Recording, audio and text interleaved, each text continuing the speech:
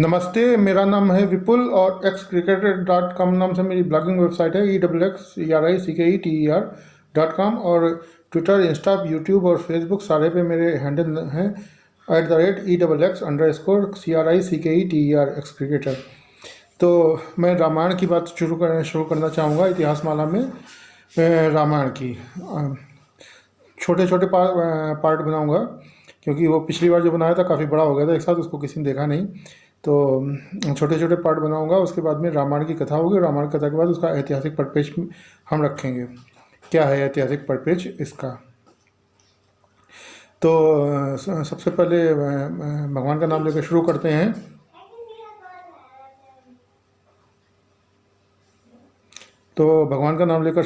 सबसे पहले वाल्मीकि रामायण और रामचरितमानस लिखी है गोस्वामी तुलसीदास ने।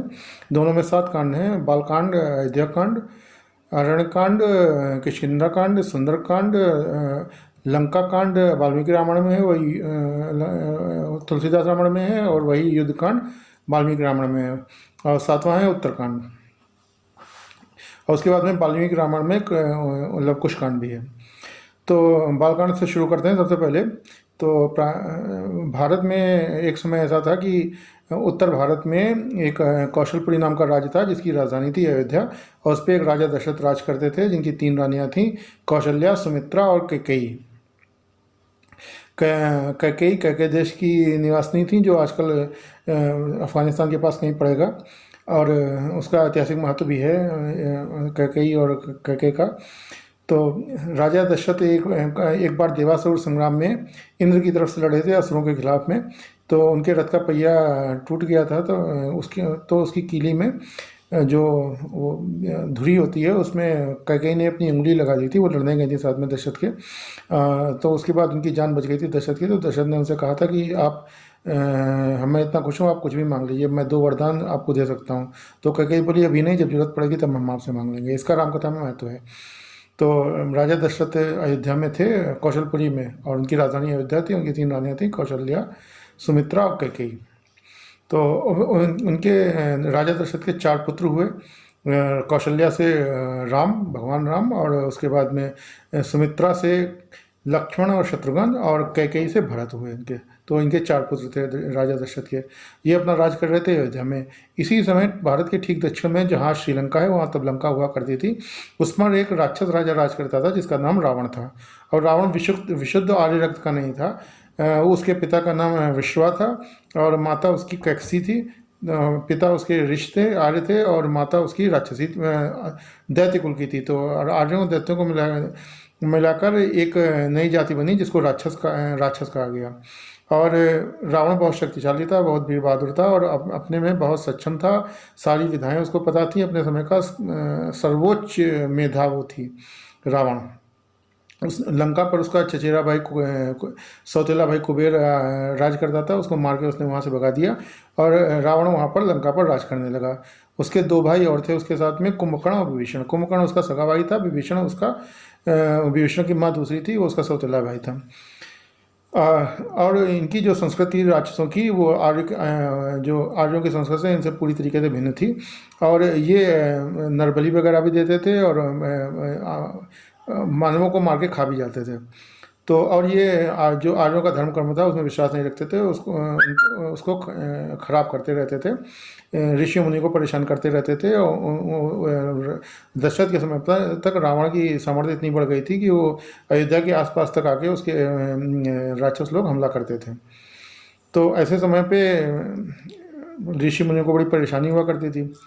राम, लक्ष्मण, भरत, शत्रुघ्न अपने कुलगुरु ऋषि वशिष्ठ के आश्रम में पढ़ने गए, और पढ़ के जब लौटे हैं, तो उसी समय पर एक बहुत बड़े ऋषि थे उस समय के, विश्वामित्र। वो दशरथ के पास आते हैं और उनसे भगवान राम को मांगते हैं, क्योंकि उनके जो आश्रम है वहाँ पे यज्ञ उनके ऋषि मुनि नहीं कर पाते थे, और उसमें राक्षस आके विध्वंस कर देते, विघ्न डालते थे। पहले दशरथ को राम से बहुत प्रेम होता है, और वो चूंकि अभी अभी गुरुकुल से लौट के आए होते हैं, तो दशरथ पहले उनको मना कर देते हैं कि राम आपके साथ नहीं जाएंगे। लेकिन वशिष्ठ और विश्वामित्र की आपस में पूर्व में प्रतिद्वंदता रही है, वो भारतीय इतिहास और वाङ्मय में आपको मिलेगी। तो वशिष्ठ मामले को समझते हुए दशरथ को मनाते हैं कि आप इनको राम को भेज दीजिए विश्वामित्र के साथ में। तो केवल राम नहीं, राम के छोटे भाई लक्ष्मण भी उनके साथ जाते हैं, जो राम के विशेष प्रिय होते हैं। तो जब राम और लक्ष्मण जब विश्वामित्र के साथ जाते हैं तो विश्वामित्र रास्ते में उनको कुछ ज्ञान देते हैं, कुछ अस्त्र शस्त्रों की दीक्षा देते हैं, और राम उनको अपना दूसरा गुरु मान लेते हैं वशिष्ठ के बाद में। उसी समय जब वो अपने विश्वामित्र अपने आश्रम की ओर जा रहे होते हैं और राम लक्ष्मण पहुंच नहीं पाए होते हैं, तब तक एक वहाँ पर राक्षसी आती है जिसका नाम होता है ताड़का। और अनुश्रुतियों के अनुसार ये ताड़का रावण की बुआ होती है। ताड़का बहुत शक्तिशाली और तेज तर्रार राक्षसी थी, जिससे मानव वहाँ के बहुत डरते थे। तो पहले तो जब ताड़का ने राम पर हमला किया तो पहले तो राम उस पर स्त्री होने के कारण हाथ नहीं उठाना चाहते थे, लेकिन विश्वामित्र ने उनसे कहा कि युद्ध में सब कुछ जायज़ है, केवल स्त्री नहीं है, राक्षस भी है, तो इसको मारना धर्म के हित में है। तो राम ने उसको एक तीर से मार दिया। उसके बाद में राम और लक्ष्मण विश्वामित्र मुनि के आश्रम में पहुँचते हैं और वहाँ पर उनके यज्ञ की सुरक्षा करते हैं। वहाँ पर ताड़का के दो सेनापति और होते हैं, मारीच और सुबाहु, दोनों राक्षस होते हैं। तो वो वहाँ पर विघ्न डालते रहते हैं विश्वामित्र के आश्रम के आसपास ऋषि मुनियों की पूजा और हवन पूजन में। तो वो मारीच और सुबाहु दोनों जब वहाँ पर आते हैं तो राम और उनको सुबाहु को एक ही बार में मार देते हैं, और मारीच को ऐसा तीर मारते हैं कि वो मरता तो नहीं, लेकिन उसको इतनी तकलीफ होती है कि वहाँ से भागता चला जाता बहुत दूर। उसके बाद में वहाँ का जो आश्रम होता है सुरक्षित हो जाता है, विश्वामित्र के ऋषि मुनि अच्छी तरह के सुरक्षित हो जाते हैं, वहाँ के राक्षस सब खत्म हो जाते हैं। उसी समय पर फिर विश्वामित्र उनको राम और लक्ष्मण को राजा जनक के यहाँ पर ले जाते हैं, जो राजा जनक मिथिला के राजा थे, जो आजकल नेपाल के पास में है, बिहार से लगा हुआ है। और उनकी एक पुत्री थी सीता, जो अनुश्रुतियों के अनुसार उनकी खुद की पुत्री नहीं थी, वो उनको हल में, वो खेत में हल चलाते हुए मिली थी घड़े में। और सीता का शाब्दिक अर्थ भी हल से खींची हुई रेखा होता है। तो जनक ने सीता के विवाह के लिए स्वयंवर रखा था, और उसमें ये शर्त रखी गई थी कि जो भगवान शिव के धनुष की प्रत्यंचा चढ़ाएगा उससे सीता का विवाह होगा। प्रत्यंचा होती है वो धनुष की डोरी जिसको ऐसे को खड़के ऊपर चढ़ाया जाता है। तो और ये भगवान शिव का धनुष उनको भगवान परशुराम दे गए थे, जो भगवान विष्णु के छठे अवतार माने जाते हैं। तो राजा विश्वामित्र इनको राम और लक्ष्मण को लेके चलते हैं जनकपुरी की तरफ, उनका स्वयंवर दिखाने सीता का। और रास्ते में उनको एक पत्थर मिलता है, शिला रूपी पत्थर मिलता है। तो इसके बारे में विश्वामित्र उनको जब राम पूछते हैं तो विश्वामित्र उनको बताते हैं कि ये ऋषि गौतम की पत्नी अहिल्या हैं। और जब एक बार गौतम ऋषि सुबह उठकर अब स्नान ध्यान करने चले गए थे इनके पास से, तो देवराज इंद्र इनके पास आए थे ऋषि गौतम का रूप धर के, ये पहचान नहीं पाई थी। तो बाद में जब ऋषि गौतम लौटे तो उन्होंने इंद्र को श्राप दे दिया कि तुम्हारे पूरे शरीर पर 100 आँखें हो जाएंगी, और अहिल्या को श्राप दिया था कि तुम पत्थर हो जाओगे। भगवान राम उनको अपने स्पर्श करते हैं उस शिला को, तो वो जीवित हो जाती हैं, वो अहिल्या बन जाती हैं, और वो भगवान राम की स्तुति करती हैं। इन्हीं अहिल्या और गौतम के पुत्र शतानंद जो होते हैं वो राजा जनक के राष्ट्रपुरोहित होते हैं। राम लक्ष्मण को लेकर विश्वामित्र पहुंचते हैं राजा जनक के यहाँ पर, और वहाँ पर वो पहले पुष्प वाटिका में देखने जाते हैं, तो वहाँ पर राम और सीता की भेंट होती है।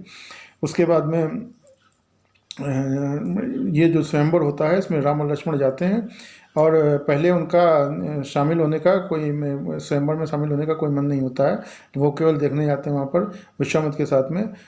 लेकिन वहाँ पर जब कोई भी राजा भगवान शिव के धनुष की प्रत्यंचा नहीं चढ़ा पाता है तो राजा जनक निराश होकर कहते हैं कि क्या धरती पर कोई वीर पुरुष बचा नहीं जो ये काम कर दे, क्या मेरी पुत्री कुंवारी रह जाएगी। तो लक्ष्मण बहुत गुस्से वाले होते हैं, वो खड़े हो जाते हैं कि जहाँ पर रकुल के व्यक्ति होते हैं वहाँ पर ऐसी बातें नहीं की जाती। तो फिर विश्वामित्र राम से कहते हैं कि तुम जाके धनुष की प्रत्यंचा चढ़ाओ। तो राम वहाँ पर धनुष की प्रत्यंचा चढ़ाने जाते हैं और धनुष कहीं प्रत्यंचा चढ़ाते हैं, और जब वो टंकार करते हैं तो वो धनुष टूट जाता है। उसके धनुष के टूटने की आवाज़ बहुत तेज़ होती है, भगवान परशुराम तक पहुंचती है। भगवान परशुराम वहाँ पर आते हैं और जनक से पूछते हैं कि किसने भगवान शिव का धनुष तोड़ा। फिर लक्ष्मण और परशुराम की कहा सुनी होती है। आखिरी में भगवान परशुराम समझ जाते हैं कि ये जो हैं राम भगवान हैं, और उनसे क्षमा मांगकर भगवान परशुराम वापस चले जाते हैं। फिर अयोध्या में खबर भेज दी जाती है जनक के द्वारा कि आपके पुत्रों ने यहाँ पर स्वयंवर में सीता को जीत लिया है और आप यहाँ ये शादी इनकी होनी है। तो दशरथ अपने बाकी दोनों पुत्रों के साथ में, भरत और शत्रुघ्न और वशिष्ठ के साथ में मिथिला में आते हैं। राम और सीता की शादी होती है। तुलसीदास रामायण के अनुसार लक्ष्मण की शादी उर्मिला से होती है और भरत की मांडवी से और शत्रुघ्न की श्रुतकीर से, जो आपस में बहनें होती हैं। तो इसके बाद में वहाँ पर विवाह हो जाता है राम सीता का, सब सकुशल होता है। उसके बाद में राम सीता लक्ष्मण भरत शत्रुघ्न ये सब लोग वापस आ जाते हैं अयोध्या। यहाँ पर बालकांड खत्म होता है और इन्हीं के साथ में जय सिया राम, राधे राधे, हर हर महादेव।